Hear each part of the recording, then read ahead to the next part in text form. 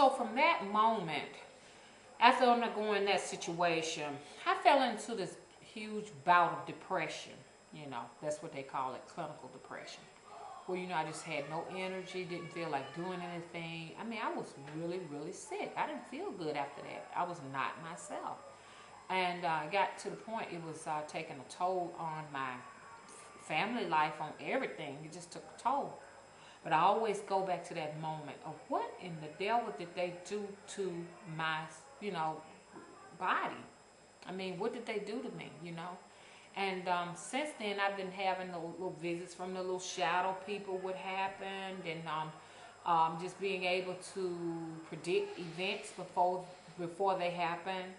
Having just daydream situations where I'm just wide awake and messages being given to me. It has been really, really a roller coaster since that particular incident happened. I mean, I've been able to just do some things that, a lot of people say, well, I don't know how to do that, because like I said, for a long time, I thought everybody could do some of these things, wake up and know what's fixing to get ready to happen. I mean, don't get me wrong, I don't do this all the time. I mean, just sometimes I'm lucky enough to know what's going to happen. Like when my friend died, I knew somebody was going to die that day. I just didn't know who was going to die that day. But it turned out it was my friend because it was shown to me. Sharks was shown to me. And they said when you see sharks in your sleep, that means death, But I was in this huge ocean, a dark ocean, where it went from being beautiful to all of a sudden a rage of waves. And I remember just seeing the shark fins, just coming like that, And I was so depressed that day because I knew it was going to be somebody. And it turned out that my friend was shot. Him and some other guy were shot. A double homicide. And from then on, I became frightened of myself because I could just be doing something and something to tell me that something is fixing to get ready to happen, And I'd be afraid of it because I really just don't want to know what it is.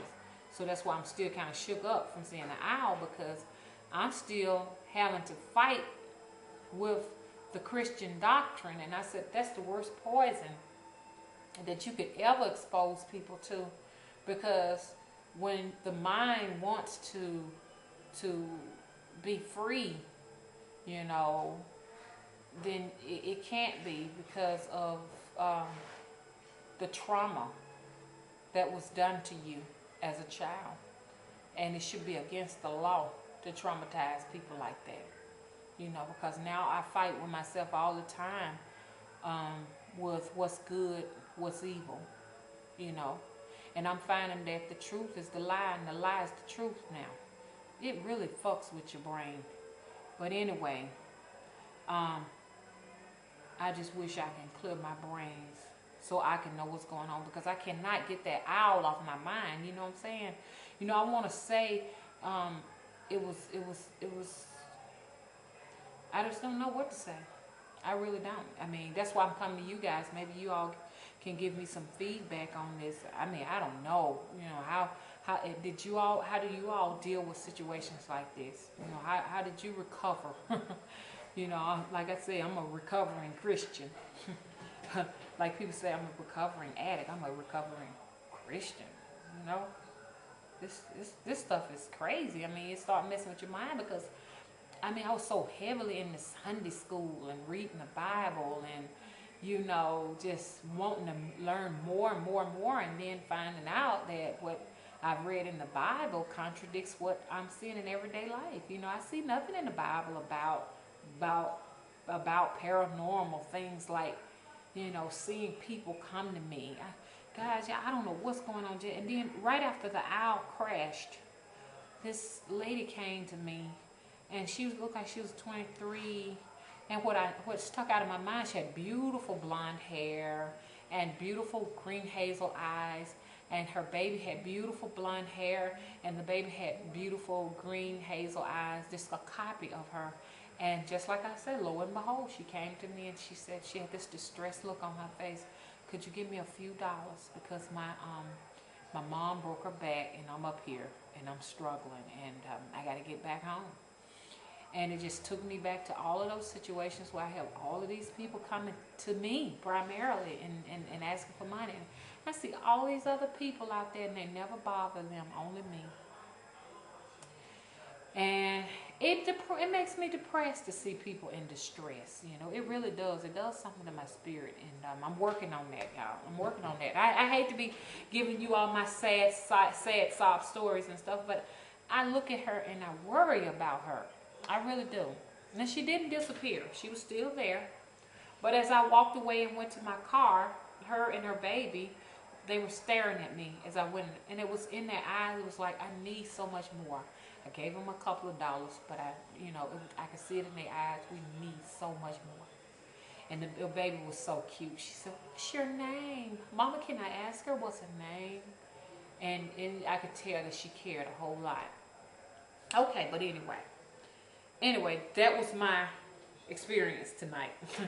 that was my experience. And I know you guys, you all, can read, and you all are psychics out there, and y'all can give me some insight as to what's going on right now. Make me think.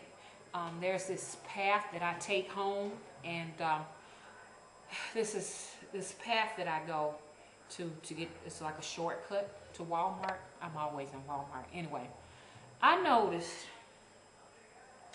that there was this rock pathway, and it was a lot of trees, so nothing could live back there, probably, but nothing but wild animals. I saw an African American female. She looked like she was about 14 to 15 years old, walking back there with a pair of tiny shorts on and a pink ruffled shirt. And her hair was short, and she was on her way walking back there. So I was saying in my head, because that was the first time I saw it, I was driving, so I didn't catch it enough to see exactly where she was going to go. But I know she was going on a gravel pathway into the trees, and I was just saying, where the hell is she going, And I said, when I go back through here on the way back home, I said, I'm going to see what's up in there. So I forgot about it on the way back home. So I say about a couple of weeks later, when I went back that way again, I paid careful attention to see exactly what was back there, guys. Nothing but trees. It is not an area where they have started doing any type of cultivating or anything like that, putting buildings or houses or nothing like that. Just nothing but just wilderness, trees, rocky. Just trees for miles and miles and miles. Where is this little girl going? And then I noticed that it was a yellow fencing that did this, no trespassing. And so I knew right off the bat, I said, this young lady, somebody had to either kill her back there, or, somebody killed her and took her back there. So somebody's daughter is missing. That bothers me every time I drive through there and I look at that little area back there. I said, no telling how many people's children are back there. I have that a lot where we're like passing by trees and stuff, and you can see people in there. I mean, at least I can see people in there like that. I got another daughter that got that gift. My youngest daughter, see little kids, mama, little girl with a pink dress on. She barely can walk. Like toddlers look. When they first, not toddlers, but like 1-year-olds when they first start to walk. She said, Mama, she little baby just was trying to stand up. She walk and stumble. Over there by the trees, she stand up, walk and stumble. And I said, King, that baby's dead. I said, somebody buried that baby back there. I said, either they buried that baby back there or it's a cemetery back there. I don't see nothing back there but trees. I don't see nothing back there but trees. Man, I mean, I have picked people up off the street. Well, one person in particular that I picked up, it's people that I question, what is going on here. This one man, I question him because one thing you'll notice about them, they're not audible. They're talking, but it's like a gurgling, like, blah, blah, blah. Look at this thing on Haitian voodoo when they raise people from the dead, and do some researching on that.